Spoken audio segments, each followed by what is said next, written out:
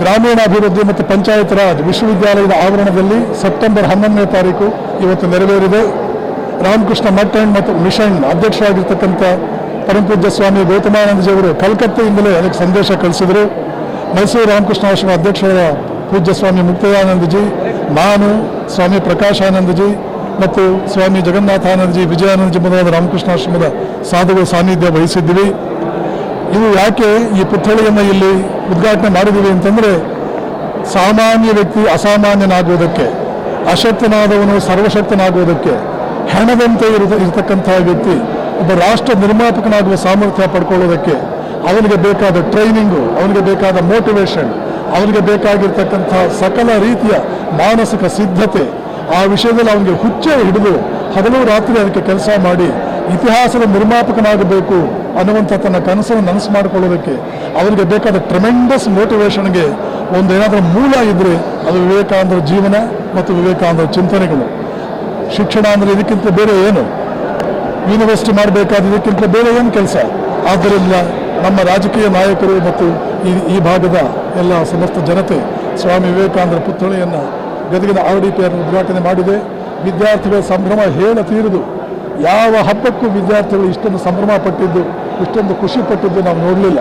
ಅದು ಸರಿಯಾಗಿಯೇ ಇದೆ. ಮುಂದಿನ ದಿನಮಾನದಲ್ಲಿ ಈ ವಿಶ್ವವಿದ್ಯಾಲಯದಿಂದ ಇಡೀ ದೇಶದ ಚರಿತ್ರೆಯನ್ನೇ ಬದಲಾವಣೆ ಮಾಡಬಹುದಾದ ಅದ್ಭುತ ಶಕ್ತಿ ಸಂಪನ್ನರಾಗಿರ್ತಕ್ಕಂಥ, ರಾಷ್ಟ್ರಭಕ್ತಿ ಸಂಪನ್ನರಾಗಿರ್ತಕ್ಕಂಥ ವಿದ್ಯಾರ್ಥಿಗಳು ಹುಟ್ಟಿ ಬರಲಿ ಅಂತ ನಾನು ಆಶಿಸ್ತೇನೆ.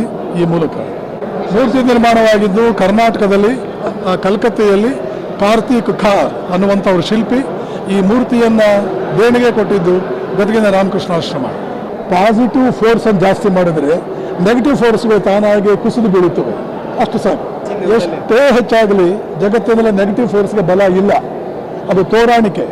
ಯಾವ ನೆಗೆಟಿವ್ ಫೋರ್ಸ್ಗೂ ಶಕ್ತಿ ಇರಲ್ಲ. ಒಳಗಡೆ ಟೊಳ್ಳು. ದುರ್ಯೋಧನ ಸೈನ್ಯ 11 ಅಕ್ಷೋಹಿಣಿ, ಪಾಂಡವರ ಸೈನ್ಯ 7 ಅಕ್ಷೋಹಿಣಿ. ಗೆದ್ದಿದ್ದು ಪಾಂಡವರು. ಯಾಕಂದರೆ ದುರ್ಯೋಧನ ನೆಗೆಟಿವ್, ಪಾಂಡವರು ಪಾಸಿಟಿವ್. ಎಷ್ಟೇ ದೊಡ್ಡ ಸಂಖ್ಯೆಯಲ್ಲಿ ನೆಗೆಟಿವ್ ಇದ್ರೂ ಕೂಡ ಅದಕ್ಕೆ ಶಕ್ತಿ ಇರಲ್ಲ.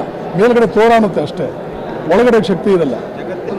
ಪ್ರತಿಯೊಬ್ಬ ಯುವಕರಿಗೂ ವಿವೇಕಾನಂದ ಚಿಂತನೆ ತಲುಪಿಸಿಬಿಟ್ರೆ ಪ್ರತಿಯೊಬ್ಬ ಯುವಕನೂ ಕೂಡ ಅಪ್ಪಿತಪ್ಪಿಯೂ ಸ್ವಾರ್ಥಿಯಾಗುವುದಿಲ್ಲ, ದೇಶದ್ರೋಹಿಯಾಗುವುದಿಲ್ಲ, ಸ್ವಾರ್ಥಿಯಾಗುವುದಿಲ್ಲ, ಭ್ರಷ್ಟನಾಗುವುದಿಲ್ಲ, ತನ್ನ ಬಗ್ಗೆ ಅವನು ಯೋಚನೆ ಮಾಡುವುದಿಲ್ಲ. ನಾನು, ನನ್ನ ದೇಶ, ಬಡವರು, ಬಲ್ಲಿದರು, ದೀನರಲ್ಲಿ ದೇವರನ್ನು ಕಾಣು, ದರಿದ್ರರಲ್ಲಿ ದೇವರನ್ನು ಕಾಣು. ಇದು ವಿವೇಕಾನಂದರ ಚಿಂತನೆ.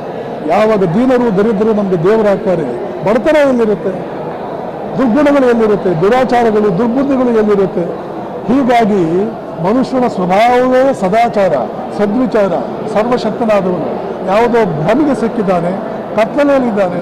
ಕತ್ತಲಿಗೆ ಪರಿಹಾರ ಬೆಳಕು ಕರೆಯುವುದೊಂದೇ. ಆದ್ದರಿಂದ